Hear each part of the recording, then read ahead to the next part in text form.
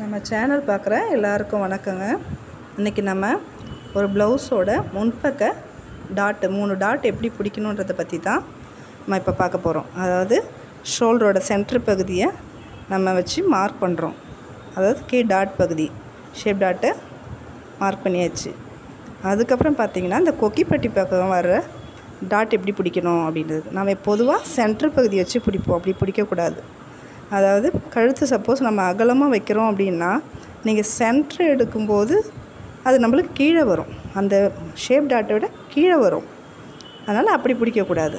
நீங்கள் சைடு ஆம்கோல் பகுதி, அதாவது சைடு ஜாயின் பண்ணுற பாருங்கள், அந்த பகுதியை நீங்கள் சென்டர் பண்ணி அதை ஒரு மார்க் பண்ணிவிடுங்க.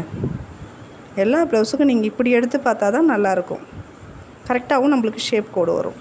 இப்போ அங்கேருந்து நம்மளுக்கு எவ்வளோ அளவு வேணுமோ நம்ம கீ டாட்டில் எடுத்துட்டோம்.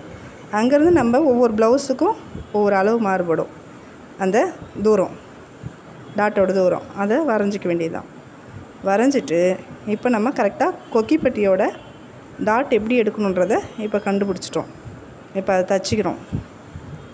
தச்சு முடித்த உடனே இப்போ அக்கிள் பகுதியை எடுக்கக்கூடிய டாட் எப்படி கரெக்டாக வச்சுருக்கோமா அப்படின்னு செக் பண்ணுறதுக்கு இப்போ நம்ம 2 டாட் பிடிச்ச 2 டாட் இருக்குது பாருங்கள். மிஷினில் வச்சு பிடிச்ச 2 டாட்டையும் எவனா வச்சு அந்த டாட்டு பிடிச்ச முடிவில் அதை மடித்து பாருங்கள், ஒரு பள்ளமாக ஒரு கோடு விழுதா, அந்த கோட்டிலேருந்து நம்ம ஆம்கோல் பகுதி கரெக்டாக முறுக்காமல் ஸ்ட்ரைட்டாக எது மடியுதோ அங்கே பாருங்கள், அந்த இடத்துல ஒரு பாயிண்ட் பண்ணிக்கிறோம். பாயிண்ட் பண்ணிவிட்டு பார்த்திங்கன்னா கரெக்டான அந்த டாட் பகுதி நம்மளுக்கு கிடைக்கும். இப்போ ஒரு மார்க் பண்ணியிருக்கோம். மார்க் பண்ணிவிட்டு நீங்கள் அதை டாட்டை பிடிச்சிட்டு பாருங்கள் ஷேப் எவ்வளோ பக்காவாக வருதுன்னு. நீங்கள் எல்லா ப்ளவுஸுக்கும் நீங்கள் இந்த மாதிரி மெத்தட் வச்சு டாட் பிடிச்சி பாருங்கள், சூப்பராக வரும்.